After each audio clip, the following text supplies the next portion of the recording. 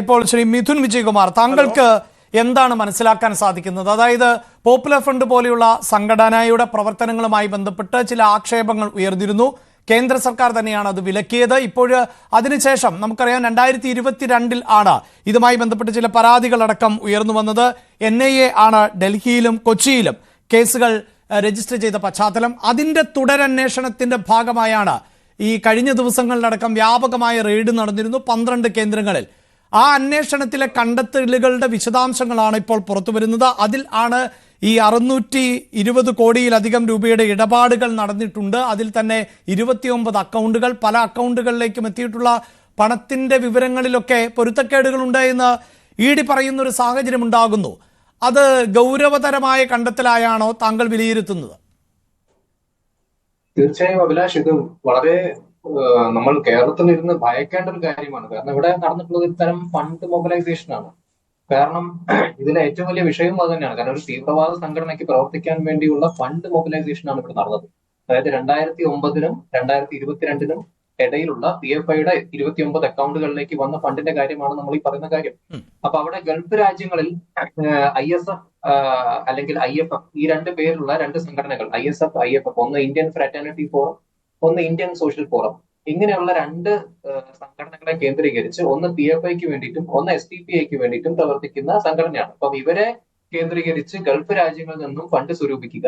ഈ fund സ്വരൂപിക്കുന്നതിന്റെ method എന്താണെന്ന് വെച്ചാൽ റംസാൻ കളക്ഷൻ എന്ന പേരിലാണ് ഈ ഫണ്ട് കൂടുതലും അവിടെ നിന്ന് കളക്ട് ചെയ്തത്. അതായത് ഗൾഫ് രാജ്യങ്ങളെ കേന്ദ്രീകരിച്ച് റംസാൻ കളക്ഷൻ എന്ന പേരിലൊരു വലിയ ക്യാമ്പയിൻ നടത്തി ഈ രണ്ട് സംഘടനകളുടെ ക്യാഡർ ഉപയോഗിച്ചുകൊണ്ടാണ് ഈ ഫണ്ട് കളക്ഷൻ നടക്കുന്നത്.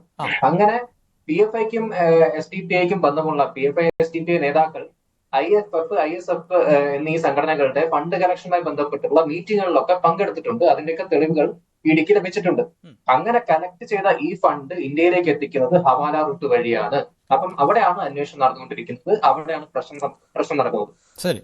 പിന്നെ കേരളത്തിലെ PFI, കോഴിക്കോടുള്ള PFIയുടെ ഓഫീസിൽ നടന്ന 2018 റെയ്ഡില് ഒരു മിനിറ്റ്സ് ഓഫ് മീറ്റിംഗ് എന്ന് പറഞ്ഞൊരു ഡോക്യുമെന്റ് കിട്ടിയിട്ടുണ്ടായിരുന്നു. അതിൽ ISFന്റെ പ്രസിഡന്റും സെക്രട്ടറിമാരുമായിട്ടുള്ള ഒരു MOM, അതിൽ MK ഫൈസിയുടെ പേര് പരാമർശിക്കപ്പെടുന്നുണ്ട്. അദ്ദേഹം മനാമയിൽ നടന്ന ഒരു മീറ്റിംഗിൽ പങ്കെടുക്കുകയും അവിടെ വെച്ച് SDPIക്ക് വേണ്ടിയിട്ടുള്ള മാൻ പവർ, റിസോഴ്സസ് ഇതെല്ലാം കണ്ടെത്താൻ വേണ്ടിയിട്ടുള്ള കാര്യങ്ങൾ പറയുകയും അത് ഒക്കെയായി ബന്ധപ്പെട്ടുള്ള തെളിവുകളാണ് കിട്ടിയിട്ടുള്ളത്. അപ്പം SDPIയും PFIയും ഈ പറയുന്ന ഗൾഫ് രാജ്യങ്ങളിൽ ഇവർക്ക് വേണ്ടി ഓപ്പറേറ്റ് ചെയ്യുന്ന സംഘടനകളുമായിട്ടുള്ള നെറ്റ്വർക്കിന്റെ ഒരു വലിയ ഒരു എന്താ പറയാ, ആ ഒരു നെറ്റ്വർക്കിന്റെ ക്ലാരിറ്റി അന്വേഷണ ഏജൻസികൾക്ക് കിട്ടിക്കഴിഞ്ഞു. അപ്പൊ അതിന്റെ പുറത്താണ് ഈ പറയുന്ന പ്രശ്നങ്ങളൊക്കെ നടക്കുന്നത്.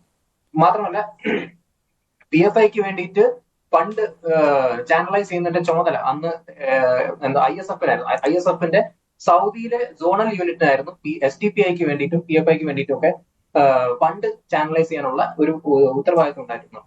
അപ്പം ഈ കാര്യങ്ങളൊക്കെ കണക്കിലെടുത്തുകൊണ്ടാണ് ED അന്വേഷണം നടക്കുന്നത്. മാത്രമല്ല ഈ ഹവാല റൂട്ട് എന്ന് പറയുന്നത് PFIയുടെ മറ്റ് സംഘടനകളായിട്ടുള്ള, അതായത് PFIയുടെ പോഷക സംഘടനകളായിട്ടുള്ള ഈ campus front of India, national women's front, ഇതുവഴിയാണ് ഇതിനെ ഇവിടെ ഡിസ്ട്രിബ്യൂട്ട് ചെയ്യുന്നത്. അപ്പം ആദ്യം NRI അക്കൗണ്ടിലേക്ക് ഫണ്ട് വരുന്നു, പിന്നീട് അത് PFI നേതാക്കളുടെ അക്കൗണ്ടുകളിലേക്ക് പോകുന്നു.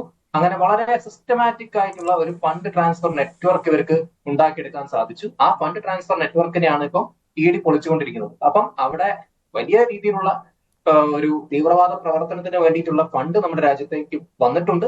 അപ്പം അത് കണ്ടെത്താൻ വേണ്ടിയിട്ടുള്ള അന്വേഷണ ഏജൻസിയുടെ ഒരു എഫേർട്ടാണ് നമ്മൾ ഈ കാണുന്നത്. ഇപ്പം നേരത്തെ സംസാരിച്ച സുഹൃത്ത് സൂചിപ്പിച്ചൊരു കാര്യമുണ്ട്. കാരണം ഇവിടെ SDPI എപ്പോഴും പറയാൻ പോകുന്ന ഒരു കാര്യം, ഞങ്ങൾക്ക് PFI ആയിട്ടൊരു ബന്ധമില്ല, ഞങ്ങൾക്ക് PFIയുമായി ഒരു ബന്ധമില്ല എന്നാണ് അവരുടെ എല്ലാ കാലത്തെയും വാദം. നേരത്തെ അദ്ദേഹം കോടതിയുടെ ഒരു സ്റ്റേറ്റ്മെന്റ് പറഞ്ഞപ്പോ അഭിലാഷ് പോലും പറഞ്ഞത് PFIനെ ബാൻ ചെയ്തല്ലോ എന്നാണ്. പക്ഷെ കോടതിയുടെ സ്റ്റേറ്റ്മെന്റിൽ കൃത്യമായി കോടതി പറയുന്നുണ്ട് PFI and SDPI are extremist organisations. അതിൽ SDPI എന്നും പരാമർശിക്കുന്നുണ്ട്. No doubt SDPI and PFI are extremist organisations indulging in serious acts of violence. All the same those are not banned organisations എന്ന് 2022 പറഞ്ഞതാണ്. അതിൽ PFI മാത്രമേ ബാൻ ചെയ്യപ്പെട്ടിട്ടുള്ളൂ, SDPI ഇനിയും ban ചെയ്യാൻ ബാക്കി. അങ്ങനെ അവസാനിപ്പിക്കുന്നത് എങ്ങനെ? അല്ല, നോട്ട് ബാൻഡ്. അന്ന് PFIയും ബാൻഡ് അല്ല. അന്ന് PFIയും ബാൻഡ് അല്ലാത്ത സമയത്ത് പറഞ്ഞ കേരള ഹൈക്കോടതിയുടെ സ്റ്റേറ്റ്മെന്റ് ആണ്.